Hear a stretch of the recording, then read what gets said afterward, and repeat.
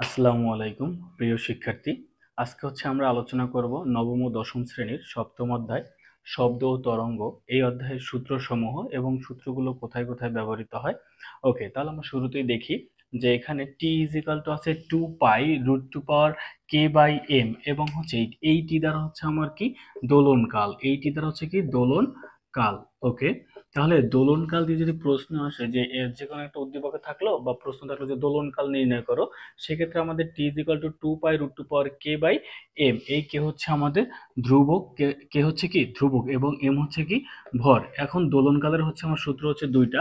দোলনকালের সূত্র আরেকটা 2 পাই √2 পাওয়ার l/g। এই এল মানে আমাদের কি, এল মানে দৈর্ঘ্য, এল মানে কি দৈর্ঘ্য, আর জি মানে অভিকর্ষ ত্বরণ, যার মান আমরা জানি যে 9.8 মিটার পার সেকেন্ড।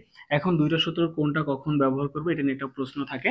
সেক্ষেত্রে আমাদের উদ্দীপকের যেখানে বস্তুর ভর দেওয়া থাকবে, সেক্ষেত্রে আমরা কি দোলনকালের জন্য T is equal to 2 pi √2 power k/m এটা ব্যবহার করব, এবং যেখানে দৈর্ঘ্য দেওয়া থাকবে সেখানে আমরা কি 2 পাই √2 পাওয়ার l/g এটা ব্যবহার করব।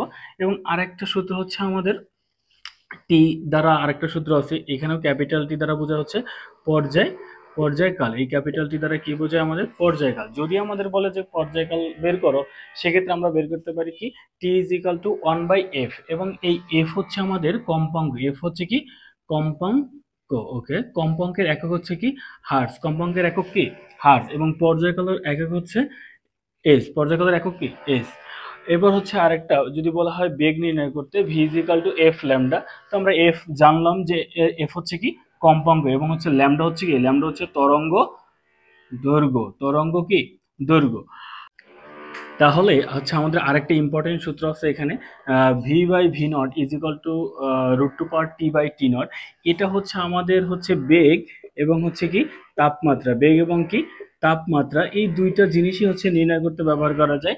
যখন যদি আমাদের বলা হয় বেগ নির্ণয় করো, উদ্দীপকে যদি আমার এরকম থাকে যে একটা নির্দিষ্ট বলা আছে 0 ডিগ্রি সেলসিয়াস তাপমাত্রায় অথবা 25 ডিগ্রি সেলসিয়াস তাপমাত্রার কোনো একটা ব্যাপার দেওয়া আছে, সেক্ষেত্রে সেখান থেকে যদি আমাদের বেগ নির্ণয় করতে বলে, তাহলে আমরা এই সূত্রটা ব্যবহার করব, v/v0 is equal to √2 power t/t0। তো এখানে কিছু কিছু ফিক্সড মান আছে, যেমন এই যে t0, এটার তাপমাত্রার একক আমরা কি জানি, তাপমাত্রার একক জানি কেলভিন। তো এটাকে আমাদের 273 কেলভিন, এইটার মান মুখস্থ t0 এর মান। আবার v0 মানে 0 ডিগ্রি সেলসিয়াস তাপমাত্রায় বায়ুতে স্বাভাবিক বেগ, এটা কি 330 মিটার পার সেকেন্ড, 330 কি মিটার পার সেকেন্ড।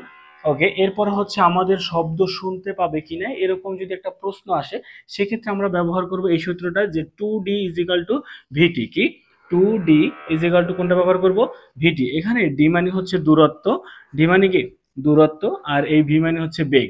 এবং এই সূত্র আর এই সূত্রটা দুইটা কি রিলেটেড, এই সূত্র আর এই সূত্র কি রিলেটেড। যেমন কিরকম, আমাদের এখানে যে বেগটা থাকে, এই বেগটা বের করার জন্য আমাদের এই সূত্রটা ম্যাক্সিমাম ক্ষেত্রে ব্যবহার করতে হবে। ওকে, তাহলে 2d ইজ ইকাল টু ভিটি যখন আমরা শব্দ শুনতে পাবে কিনা, আর ভি বেগ, আর টি আমাদের সময়।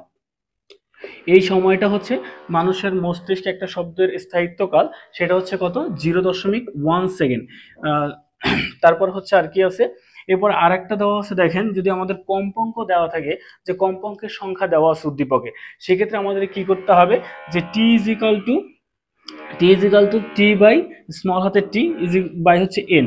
এখানে এই এন আমার কম্পাঙ্কের সংখ্যা, উদ্দীপকে আপনার কম্পাঙ্ক দেওয়া আছে, আমরা এই টি জানলাম, এই টি মানে কি, এই টি পর্যায়কাল, আর এই ক্যাপিটাল স্মল হাতের টি এটা সময়, আর বড় হাতের যে এন আছে, এই এনটা কম্পাঙ্কের সংখ্যা।